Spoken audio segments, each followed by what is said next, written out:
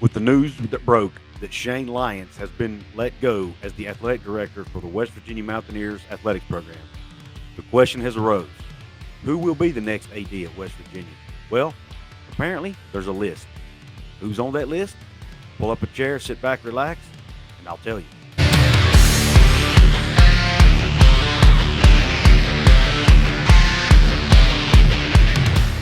What is up, college sports fans, fellow members of Mountaineer Nation? This is Coos, and welcome into another edition of Coos' Corner.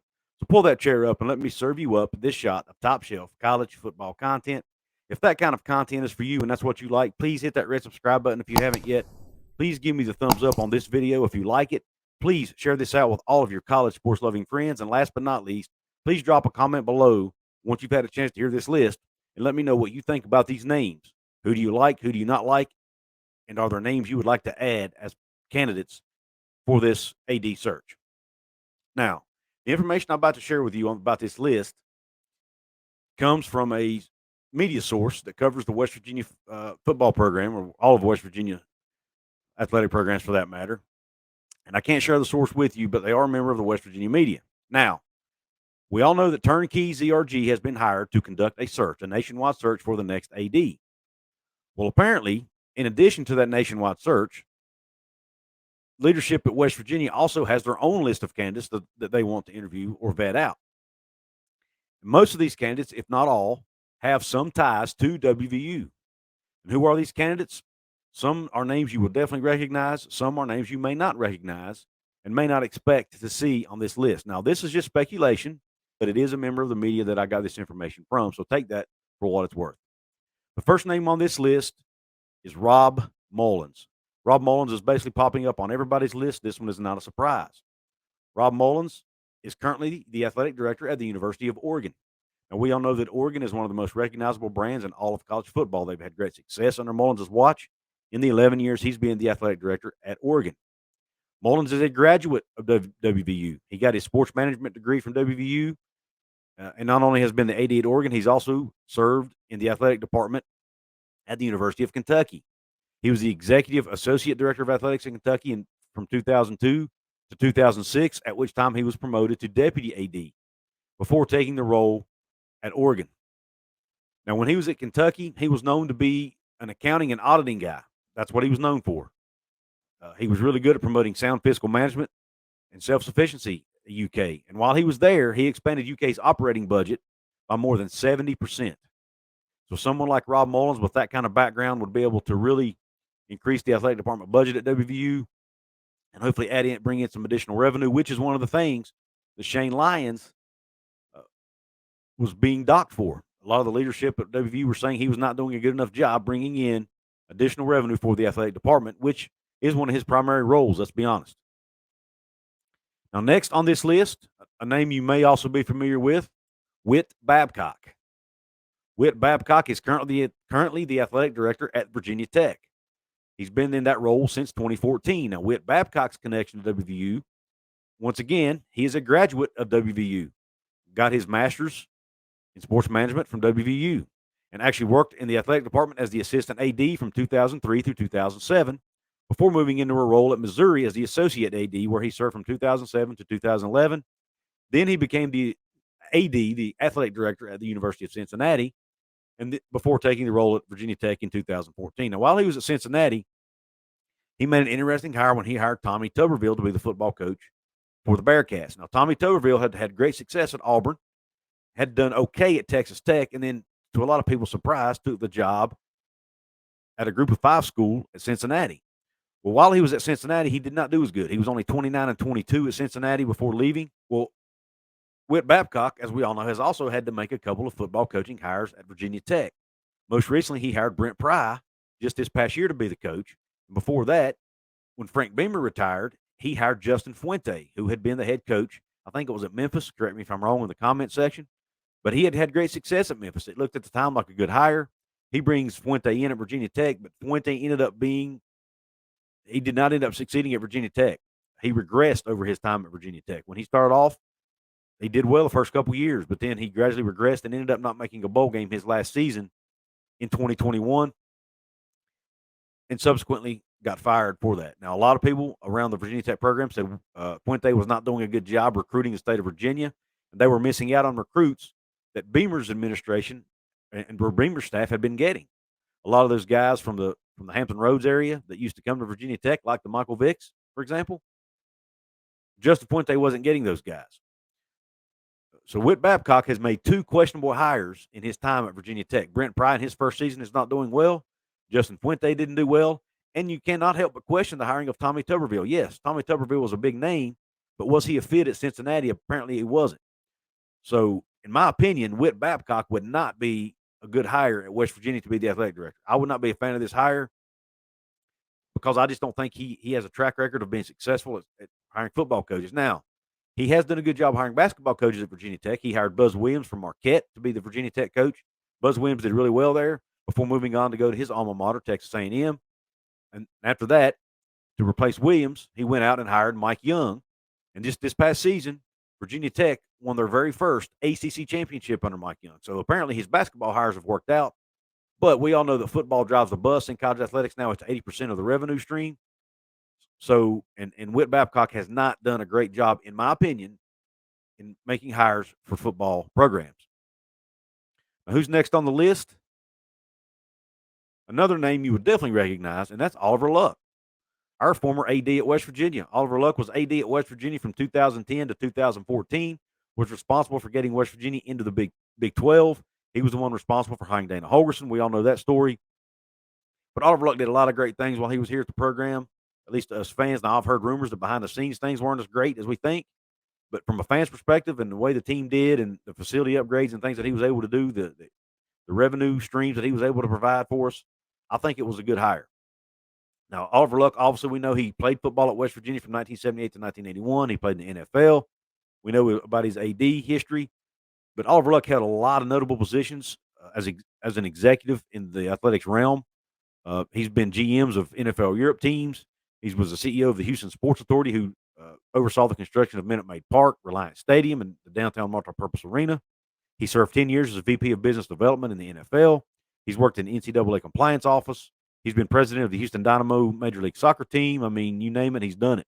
He now is currently the chair of Altius Sports Partners, and he's currently living in Colorado. And Mitch Vingle, who was a member of West Virginia media, put on his Twitter account the other day that Oliver Luck is not interested in this job. Now, I'm not sure what Mitch Vingle knows. Maybe he has a one-on-one contact with Oliver, but he says Oliver Luck is extremely happy with what he's doing now and would not be interested in coming back to West Virginia. Now, the source I got this information from is saying that if Oliver Luck did take the job, it would likely only be in a temporary capacity, just enough time to get the football program back on its feet, to get more revenue coming back in, to get it in a better place, and then he would step away again and go back to what he was doing. And we all know Oliver Luck is also one of the owners and founders of the Country Roads Trust, which is the NIL collective for West Virginia athletes. Now, according to this source, Oliver Luck could still have that role and still have his chair role at Altia Sports while he was AD at West Virginia, and it would not be any conflicts of interest or would not be violating any rules. Now, the next name on the list is another name you are probably familiar with, and that's Kelly Zinn. Kelly Zinn served as associate AD and COO under both Oliver Luck and Shane Lyons. She actually served as interim AD for a few months between the Luck and Lyons tenures. But she was basically the football administrator in the athletic department. She oversaw the program's finances, their contract negotiations, their game day and postseason administration, infrastructure, and capital projects. So with that means she was probably overseeing the recent, I think it was about $50 million in upgrades. But on the flip side of that, does that mean she was also the one who negotiated that terrible contract extension and guaranteed contract for Neal Brown? If that's the case, then is Kelly Zinn really a good candidate for this job? I mean, you're basically bringing back the person who worked for Shane Lyons and may have been doing a lot of the work that Shane Lyons is getting blamed for.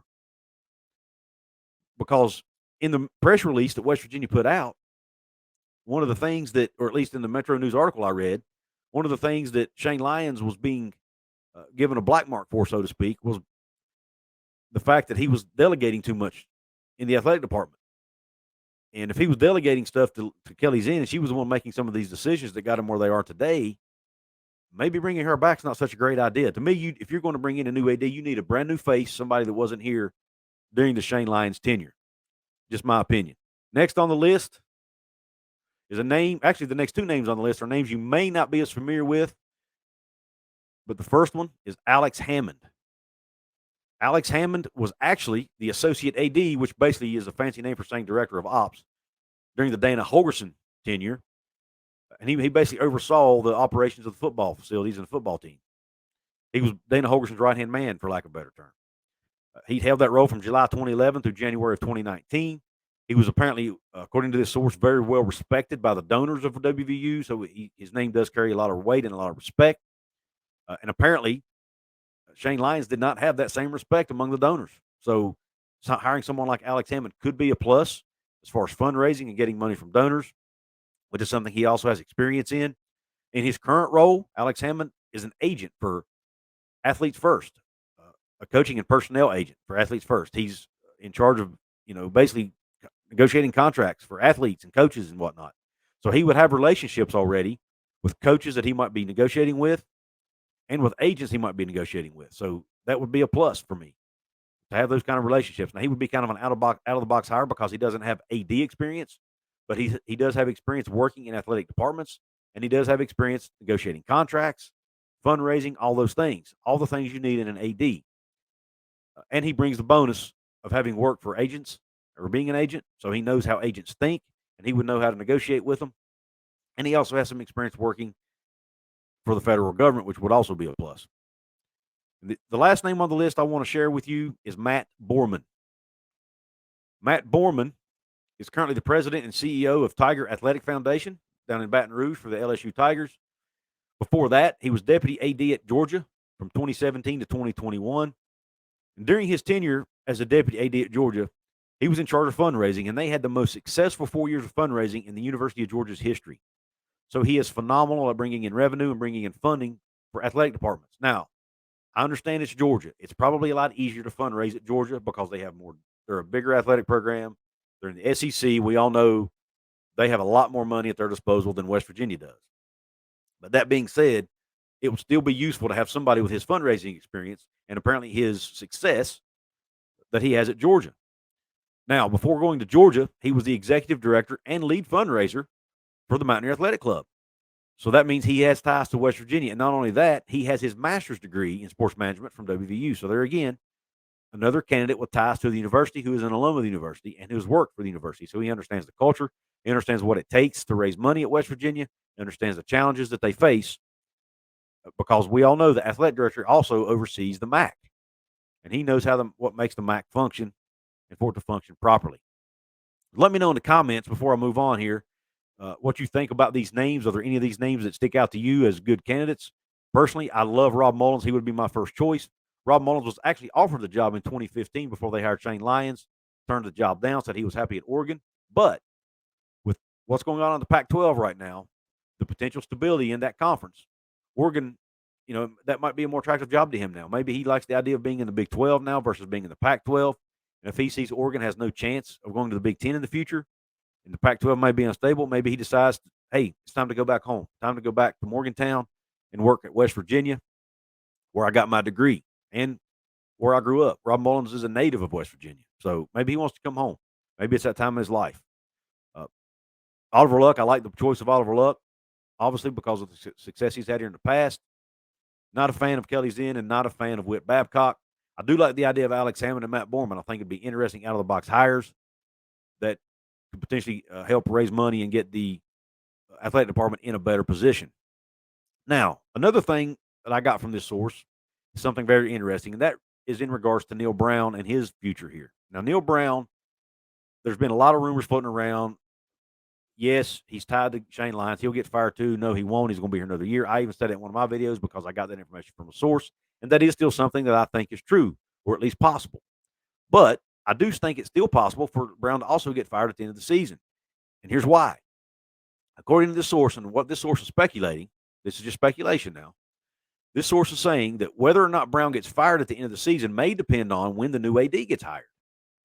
Now, Rob Alsop, who's the interim AD, and in the press release, they made it clear that they want to have this done in 3 to 4 weeks, which will be just after the season's over. If they're able to get that done in that 3 to 4 week time frame, then I think it's highly likely that Neal Brown also gets fired, because that will give the new AD a chance to hire their own coach and still go into National Signing Day, or at least right near National Signing Day, knowing what's going to happen. Okay? Now, if it takes several weeks or a few months to make this hire, and all the coaching candidates are already off the table, and the new AD isn't given a fair shot in the coaching carousel, then I think Brown may get one more year.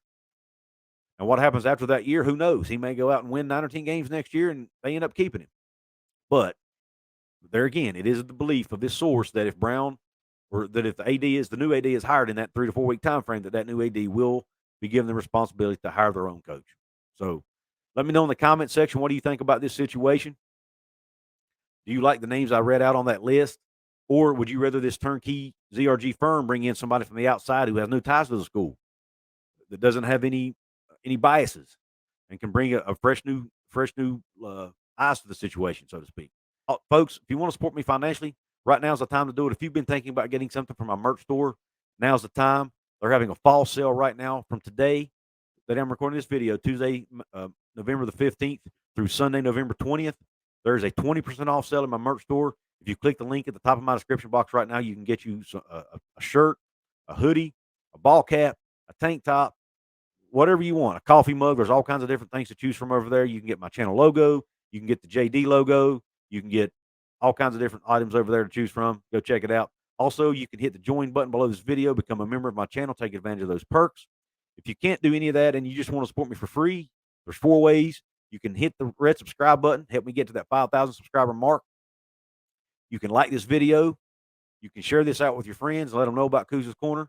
And last but not least, like I mentioned earlier, you can drop that comment below. Let me know what you think about these 6 candidates that I read off to you, the ones you like, the ones you don't like, and then add in any more that you think should be considered for the AD position.